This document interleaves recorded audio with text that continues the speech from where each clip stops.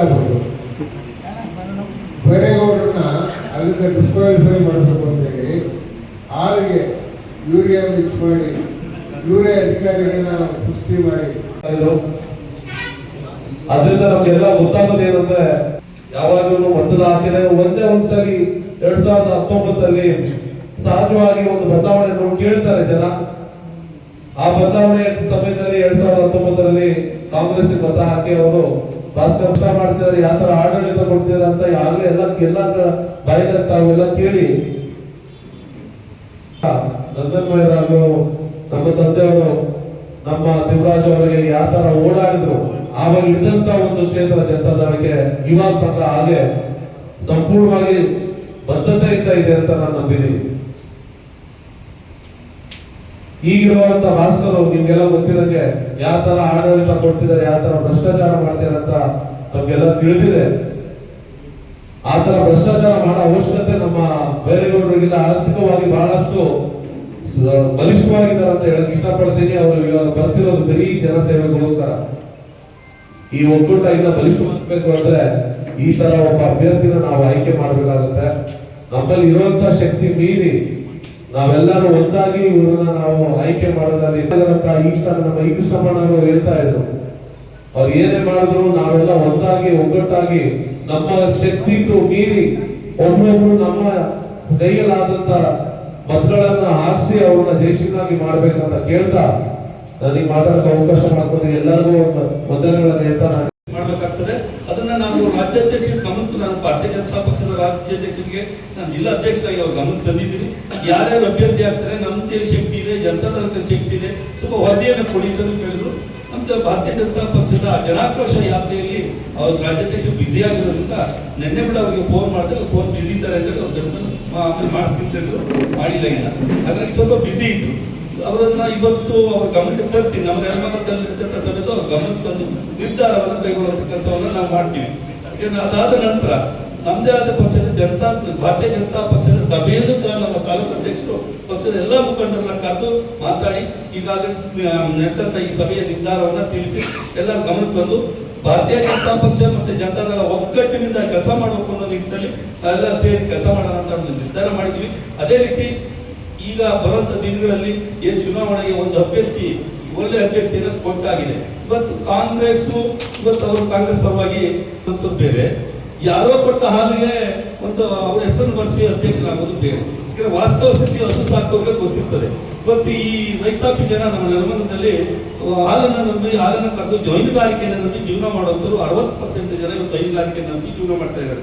ಅಂಥವ್ರಿಗೆ ಇವತ್ತು ಸರ್ಕಾರದಿಂದ ಸವಲತ್ತಾಗ್ಲಿ ಅಥವಾ ಸರ್ಕಾರದಿಂದ ಕೊಡ್ತಕ್ಕಂಥ ಏನು ಅವ್ರಿಗೆ ನಮ್ಮ ಬಿಜೆಪಿ ಸರ್ಕಾರ ಇದ್ದಾಗ ಅನುದಾನ ಕೊಡ್ತಾ ಇದ್ರು, ಇವತ್ತು ಯಾವುದಕ್ಕೂ ಬರಲಿಲ್ಲ. ಇವತ್ತು ರೈತರಿಗೆ ಹೊಟ್ಟೆ ಮೇಲೆ ಹೊಡೆಯುವಂತ ಕೆಲಸವನ್ನು ಆಗ್ತದೆ. ಅದ್ರ ಬಗ್ಗೆ ಯಾರೂ ಚಕಾರ ಇರ್ತಾ ಇಲ್ಲ. ರೈತರ ಪರ ಹೋರಾಡುವಂತ ವ್ಯಕ್ತಿ ಬೇಕು ನಮಗೆ. ಯಾರು ಉತ್ಪಾದಕರಿಗೆ ತೊಂದರೆ ಆದಾಗ ಮುಂದೆ ನಿಲ್ಲುವಂತ ಒಬ್ಬ ವ್ಯಕ್ತಿ ಬೇಕು. ಮತ್ತೆ ಹಾಲು ಉತ್ಪಾದಕರಿಗೆ ಅನ್ಯಾಯ ಆಗ್ತದೆ. ಇದು ನೋಡಿದ್ವಿ, ಯಾವ್ಯಾರು ಯೂರಿಯಾ ಹಾಕಿದ್ರು, ಇನ್ನೊಂದು ಹಾಲು ಉತ್ಪಾದಕರ ನಿರ್ದೇಶಕ ಸ್ಥಾನಕ್ಕೆ ಚುನಾವಣೆ ಪ್ರಯುಕ್ತ ನಮ್ಮ NDA ಪಕ್ಷದ ಎಲ್ಲ ನಾಯಕರು ಹಾಗೂ ಉತ್ಪಾದಕರು, ನಿರ್ವಾಹಕರು ಎಲ್ಲರೂ ಕೂಡ ಎಲ್ಲರಿಗೂ ಸ್ವಾಗತ. ಇವತ್ತು ಆಗಮಿಸಿರ್ತಕ್ಕಂಥ ನಮ್ಮ ಹೇಳ್ಬೋದು, ನನಗೆ ಏನೋ ಒಂದು ಭಗವಂತ ನಮಗೆಲ್ಲವನ್ನು ಕೊಟ್ಟು ಒಂದು ನೆಲಮಂಗಲ ತಾಲೂಕು ಹಾಲು ಉತ್ಪಾದಕರ ಸೇವೆ ಮಾಡಬೇಕು ಅಂತ ಹೇಳಿ ನನ್ನ ಮನಸ್ಸಿಗೆ ಬಂತು.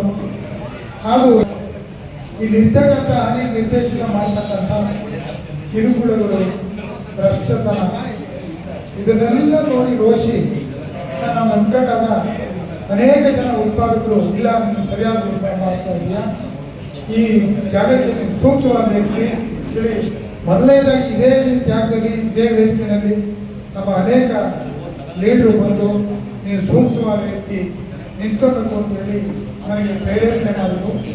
ಅದೇ ಪ್ರಕಾರ ನಾನು ಈ ಒಂದು ಹಾಲು ಉತ್ಪಾದಕರ ಸೇವೆ ಮಾಡಿ ನನ್ನ ಜನ್ಮವನ್ನು ಕೃತಾರ್ಥನಾಗಿ ಮಾಡಬೇಕು ಅಂತೇಳಿ ಭಗವಂತನಲ್ಲಿ ಪ್ರಾರ್ಥನೆ ಮಾಡಿದ್ದೀನಿ.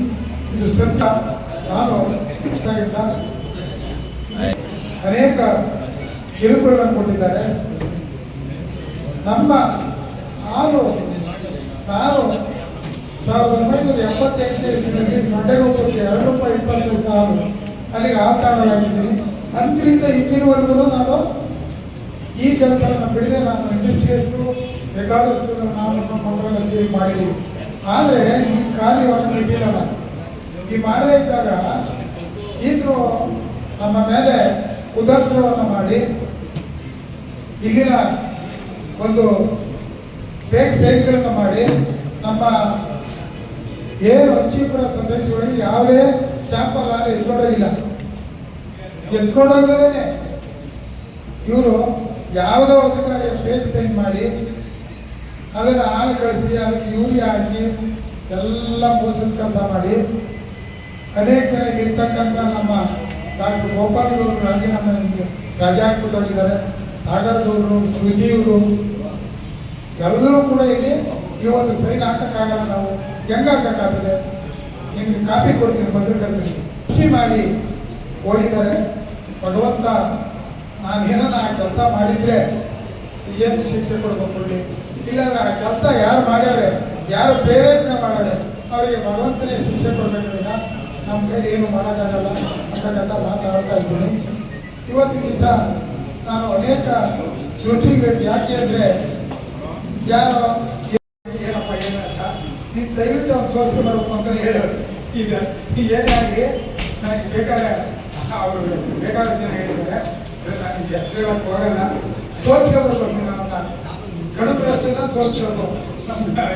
ಈ ಕೃಷ್ಣ ಹೇಳಿದ್ರು ನಾನು ಏನೋ ಮಾಡಿ ಗೆಲ್ಲಿಸ್ತೋ ನಮ್ಮ ಜೀವನದಲ್ಲೇ ಇದ್ದವ್ರು ಅಷ್ಟೇ ಮಾಡಿಲ್ಲ ಅಂತ ಅನ್ಬೋದು. ಆ ಕೆಲಸ ನಾವು ಇದುವರೆಗೂ ನಾನು APMC ನಿರ್ದೇಶಕನಾಗಿದ್ದೀನಿ.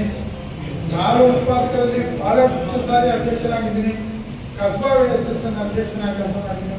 ಪಂಚಾಯತಿ ಅಧ್ಯಕ್ಷನಾಗಿದ್ದೀನಿ, ಪಂಚಾಯತಿ ಸದಸ್ಯನಾಗಿದ್ದೀನಿ. ಅನೇಕ ಕೆಲಸ ಮಾಡಿದ್ದೀನಿ. ಈ ಥರ ಭವಿಷ್ಯ ಬದಲಿರುವಂಥ ಕೆಲಸ ನಾನು ಮಾಡಿಲ್ಲ, ಮುಂದೆ ಮಾಡಲ್ಲ. ನನಗೆ ಒಂದು ನನ್ನ ಕಡೆ ಎಲೆಕ್ಷನ್ ಇದೆ. ಯಾವುದೇ ಎಲೆಕ್ಷನ್ ನಿಂತ್ಕೊಂಡು ನಾನು ಪ್ರಾಯೋಗಿಕ ಈ ಎಲೆಕ್ಷನ್ ನಿಂತು ಇದರಲ್ಲಿ ಒಂದು ಪ್ರಶಂಸೆಯನ್ನ ಅಂತ್ಯಕಾಲದಲ್ಲಿ ಒಂದು ಪ್ರಶಂಸೆಯನ್ನು ತಗೋಬೇಕು. ಇಡೀ ರಾಜ್ಯವನ್ನೇ ನೋಡ್ತಕ್ಕಂಥ ಒಂದು ನೆಲಮಂಗಲ ತಾಲೂಕು ಜಿಲ್ಲೆ ಈಗ ಆಗಲೇ ನೆಲಮಂಗಲ ಏನು ಯಾರಿಂದ ಕಡು ಭ್ರಷ್ಟರಿಂದ ನನ್ನ ಹೆಸರು ಜಾಸ್ತಿ ಇದೆ. ಕಡುಬ್ರ ಯಾವಾಗ ಅಂದ್ರೆ ಪ್ರೀತ ಸ್ಮೆಲ್ ಬಂದಾಗ ಏನು ಅಂತೇಳಿ ಒಂದು ಸುಗಂಧ ಬಂದ ಆ ಥರ ಈ ಗೊಬ್ಬರ ಅಂತ ಹೊಡೆಯೋದಕ್ಕೆ ಸುಗಂಧವನ್ನು ಹಾಕ್ಬೇಕು ಅಂತೇಳಿ ಇದಕ್ಕೆ ಸೂಕ್ತವಾದ ವ್ಯಕ್ತಿ ಬೈರೇಗೌಡ ಅಂತೇಳಿ ನಾವೆಲ್ಲರೂ ಮತ್ತು ಈ ವೇದಿಕೆ ಮಾಡಿರ್ತಕ್ಕಂಥ ನಾಯಕರು ನಮ್ಮ NDA ಪಕ್ಷದಿಂದ ನನ್ನ ಒಮ್ಮತದ ಅಭ್ಯರ್ಥಿಯಾಗಿ ನೇಮಕ ಮಾಡಿದ್ದೇನೆ. ಉತ್ಪಾದಕರಲ್ಲಿ ಕ್ಷಮೆ ಇರಲಿ. ನಾನು ಯಾರಾದ್ರೂ ಬರ್ತೀನೋ ಬಿಡ್ತೀನೋ ನಾನು ಮೋಸ ಮಾಡೋಕ್ಕೆ ರೆಡಿ ಇಲ್ಲ. ಅದರಿಂದ ಉತ್ಪಾದಕರೇ ಯಾವನೇ ಕಾಲಿ ಬೀಳಿ ಕೈ ಬೀಳಿ ಹಣ ಕೊಡಲಿ ಗುರಿ ಕೊಡಲಿ ನಾವು ಗೋಪಾಲಕರಾದವರು ಸಾಮಾನ್ಯವಾಗಿ 100 ಪಟ್ಟಿ ಒಂದು ಹಾಲು ನಮ್ಮ ತಾಲೂಕಲ್ಲಿ ಇದನ್ನು ಒಬ್ಬಂದು ಬಿಟ್ಟರೆ ಹಾಲು ಕೈಲಿರೋನು ಎಲ್ಲ ಅಧ್ಯಕ್ಷರು ಹಾಲು ಕರೆದ ಜೀವನ